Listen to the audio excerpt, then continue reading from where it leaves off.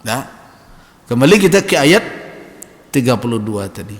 Wala tatamannaw ma faddalallahu bihi ba'dakum ala ba'din.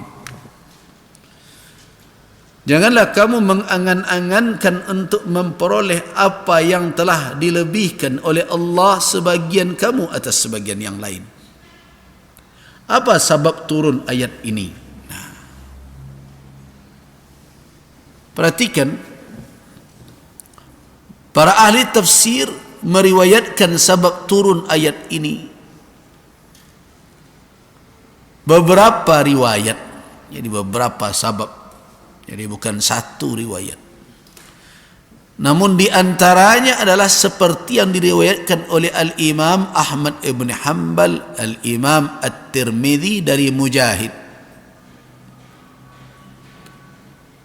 Kata Mujahid, qalat Ummu Salamah Ummul Mukminin radhiyallahu anha. Ummu Salamah radhiyallahu anha berkata, ya Rasulullah, wahai Rasulullah, yaghzu ar-rijalu wala naghzu walana nisful miras. Ya Rasulullah, laki-laki pergi berjihad, berjuang, berperang, sedangkan kami tidak ikut berperang. Walana nisful miras, sedangkan kami hanya mendapatkan separuh dari warisan. Ini yang menjadi sabab turunnya ayat. Pertanyaan Ummu Salamah radhiyallahu anha, Ummul Mukminin, ya Rasulullah, laki-laki pergi berperang, kami tidak ikut. Nah, berarti yang pertama, ada kesempatan yang tidak sama, di mana laki-laki diberi ruang kesempatan untuk berjihad, terjun di medan tempur. Kami tidak. Artinya ada suatu yang terasa oleh Ummu Salamah dan para wanita ketika itu kurang dari sisi amal. Jihad itu kan dzarwatus sinam, puncak dari amal ibadah. Nah, kenapa kami tidak dapat? Begitu juga dalam perkara hak tentang kewarisan, walana nisful miras, kami cuma mendapat separuh dari warisan. Kan separuh cuma kan? Kalau perempuan sendiri saja, sendiri, anak, berapa dia dapat? Setengah. Nah, kalau berdua atau lebih berapa?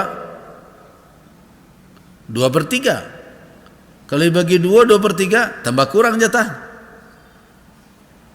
Kalau dia bersanding atau berdua dengan saudara laki-lakinya, dia mendapat separuh dari jatah saudara laki-lakinya. Nah, ini yang ditanyakan. Ya, kalau bahasa sekarang, kalau bahasa Ummu Salamah kan beradab. Hari ini mereka yang katanya rasional di zaman modern sekarang ini mengkritik Al-Quran malah dengan cara tidak beradab. Al-Quran dikritiknya, coba bayangkan. Sehingga muncullah berbagai pernyataan bahwa hukum kewarisan Islam itu sudah expire.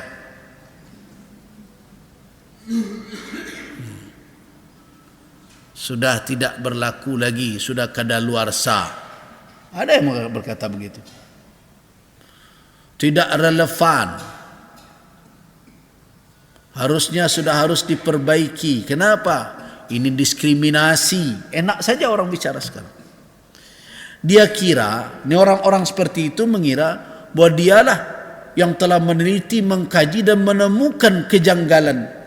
Padahal kalau dia mau menelusuri, maulah dia belajar, tentang tafsir, tentang asbabun nuzul, dia akan sadar bahawa pemikiran dia itu bukan pemikiran yang baru muncul. Kan orang banyak kini nak merasa penemu, padahal lama bersua ada orang. Ini saya nak jago lah tentu.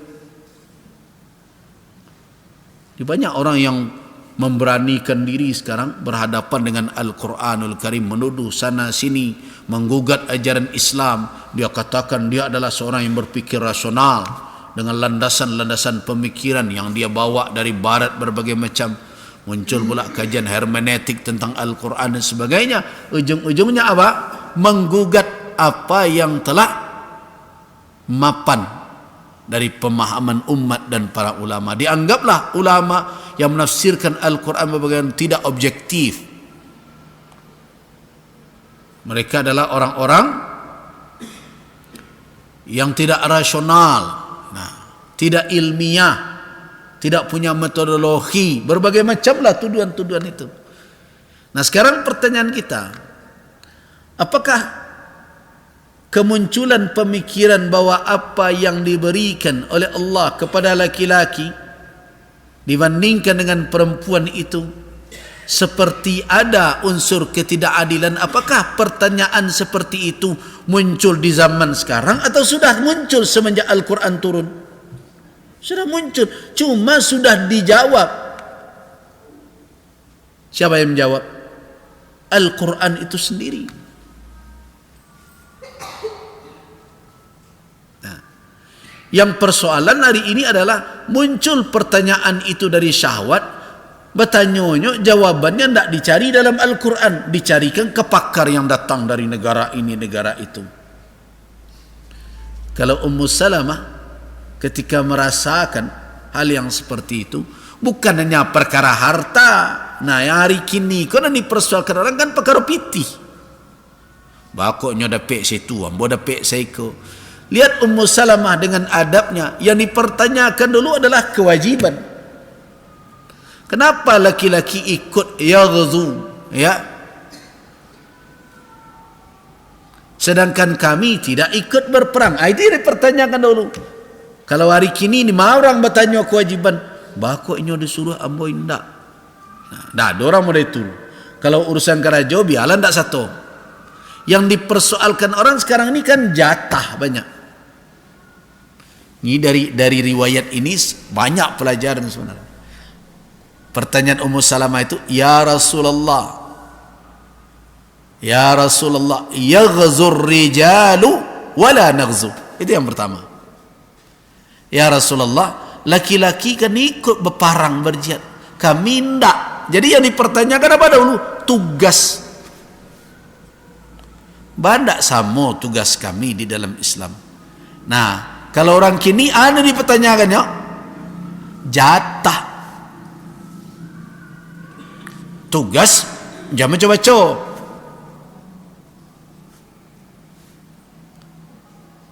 Itulah ada pantun orang tua-tua dulu, sepicik ada sepicik, kedua daun jelatang dan cadiknya lah mengelicik, awak je nak kembali hutang. Tu orang dulu tu. Kalau urusan tugas dan kerajo, nah, adialan tak satu. Nah, tu makanya orang-orang awak dulu kan banyak membuat pemeo-pemeo. Bagus itu caliak lah tu di sawah apa. Tiba di sawah pangku berlebih, tiba ke makan pinggan tak sadang gitu, piring tak sadang. Itulah yang terjadi. Nah, jadi nampak sekali hari ini orang-orang yang menggugat apa yang telah dijelaskan di dalam syariat sebenarnya dari dalamnya lah rusak maksud dan niat itu. Jadi jangan dikatakan bahwa para sahabat, para ulama tidak muncul pertanyaan-pertanyaan seperti itu, tapi mereka bertanya dengan niat yang tulus, ingin tahu. Kalau hari ini tidak, orang bertanya bukan bertanya, mempertanyakan dengan niat apa? Agar ajaran ini ditinggalkan oleh orang. Ada kecenderungan ingin merubah dan keinginan untuk menjalankan misi kita dan meninggikan pemikiran kita. Jadi ada ego secara keilmuan. Kita katakan ego ilmiah. Itu yang muncul hari ini. Ummu Salamah dulu bertanya, ya Rasulullah, yaghzur rijal, laki-laki pergi berjihad, berperang, terjun ke medan tempur, wala naghzu, kami tidak. Nah, begitu wanita dahulu, dan begitu orang-orang ilmiah dahulu. Ada riwayat lain, Asma binti Umais yang dikatakan sebagai utusan para wanita. Dia berkata, ana rasulu man wara'i minan nisa. Ya Rasulullah, aku adalah utusan. Nah,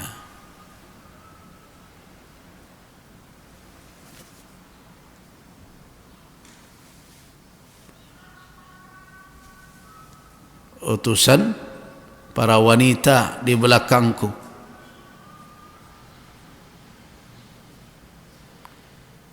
Dia mempertanyakan kepada Nabi sallallahu alaihi wasallam tentang apakah mereka akan mendapatkan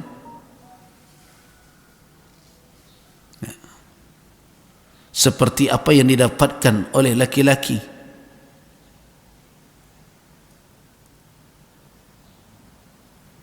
Sebentar.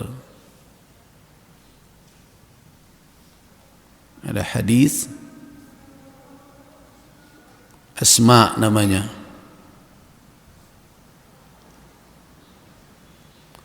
Ya Rasulullah, saya adalah utusan para wanita yang ada di belakangku. Berarti para wanita mengutus dia.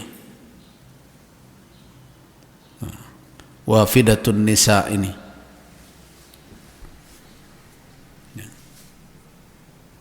Bertanya kepada Rasul sallallahu alaihi wasallam tentang apakah dia akan mendapatkan pula, mereka akan mendapatkan seperti apa yang didapat oleh laki-laki. Hadis diriwayatkan oleh Ibnu Abi Dunya dalam hadis An-Nafaqah 'ala al-'iyal. Nah, itu diriwayatkan bahwa seorang wanita datang bertemu dengan Nabi sallallahu alaihi wasallam. Ana wafidatun nisa ilaik, saya utusan wanita-wanita kepada engkau.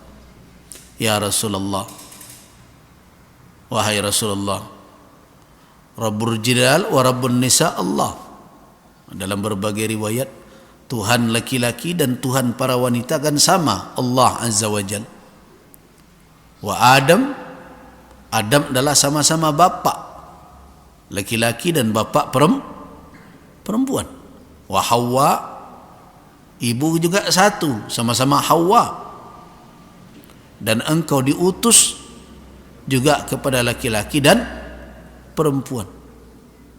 Farrijal, sedangkan laki-laki idza kharaju fi sabilillah faqutilu, apabila mereka keluar berjihad di jalan Allah, terbunuh mereka. Fahum ahya, mereka hidup pada hakikatnya di sisi Tuhan mereka. Inda rabbihim yurzaqun, keutamaan. Nah, bagaimana dengan kami ini? Kami yang menjaga anak mereka, kami yang memasakkan, kami yang ini. Apakah dapat pula tak oleh kami seperti yang didapat oleh laki-laki tersebut? Hadis di dalam ini juga diriwayatkan oleh Al-Imam Al-Bazzar. Walaupun hadis ini dikatakan dhaif, tetapi bukan hadis palsu. Sebagai targhib, sebagai motivasi untuk kita beramal, tidak ada masalah. Nah, apa jawaban Nabi sallallahu alaihi wasallam? Ablighi man laqiti minan nisa'i anna ta'at az-zawji wa i'tirafan bihaqqihi ya'dilu dhalika wa qalilun min kunna ma yaf'aluhu. Itu kata Nabi. Sampaikan pesan saya kepada wanita manapun yang engkau temui,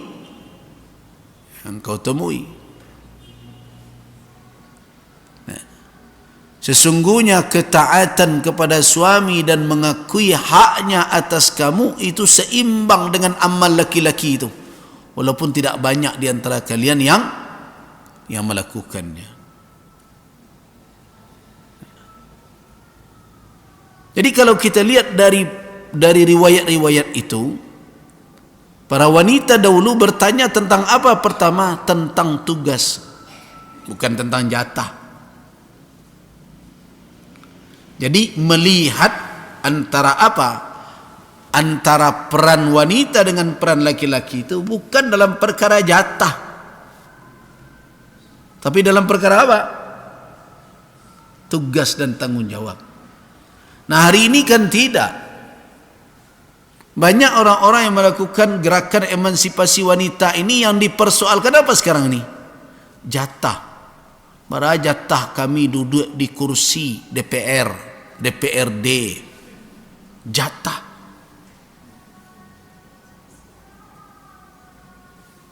Bukan perkara peran. Walaupun yang keduduk sinan senyum-senyum saya sebelum pai babadak, ketika pulang babadak. Tiba duduk situ badak-badak loh. Bukan berarti tidak ada yang berpotensi, ada. Tetapi ini bukan perkara jatah. Jadi dahulu para wanita seperti Ummu Salamah, seperti Asma binti Umais dan lain-lain itu, mereka berbicara tentang apa? Tentang tugas. Mereka merasa kenapa kepada laki-laki beban itu dilebihkan, ke kami kok tidak ada. Nah, dari situlah mereka ada rasa kok berkurang karena tugas kawak ada banyak sehingga jatah nawak terima. Jadi tugas dahulu. Itu pertama. Nah, dari tugas itulah mereka mempertanyakan anang kami dapat, tetapi yang akan didapat itu bukan perkara jatah dunia, tetapi adalah jatah akhirat. Nah, itu yang banyak. Makanya kisah wanita, utusan wanita datang ke Nabi tadi, mereka berperang, mereka kalau meninggal sama dengan apa kata Allah, wala tasabanna ladzina qutilu fi sabilillahi amwat bal ahya. Jangan kamu kira orang yang mati terbunuh jalan Allah itu mati, itu amwat, mati. Mereka itu pada hakikatnya hidup walaupun kamu tidak merasakannya. Ini yang membuat iri. Jadi iri akan karunia yang diberikan oleh Allah. Kalau dikatakan itu iri ya, tapi sebenarnya itu ghibtah yang seperti itu, bukan hasad. Jadi kalau kita mau mengkomparatifkan, membandingkan antara sebagian orang hari ini yang katakan memperjuangkan hak-hak wanita, kemudian ada yang sampai berani mengatakan bahawa pembahagian kewarisan di dalam Islam itu diskriminatif. Nah, mereka mengatakan inilah kami yang berfikiran jernih hari ini mengkritik. Alun jani gele tu. Lah dahulu Ummu Salamah mempertanyakan itu. Tetapi bertanya dengan adab. Bertanya dengan timbangan yang benar. Yang dipertanyakan Ummu Salamah terlebih dahulu tugas. Ya Rasulullah, yaghzur rijal wala naghzu. Ya Rasulullah, laki-laki berjihad, berperang, terjun ke medan tempur. Kami tidak. Walana nisful miras. Dan untuk kami jatahnya separuh warisan. Apa alasannya itu? Itu kira-kira. Fa anzalallahu ta'ala, dan Allah turunkanlah ayat yang kita tadabburi hari ini. Itu salah satu sebab turun ayat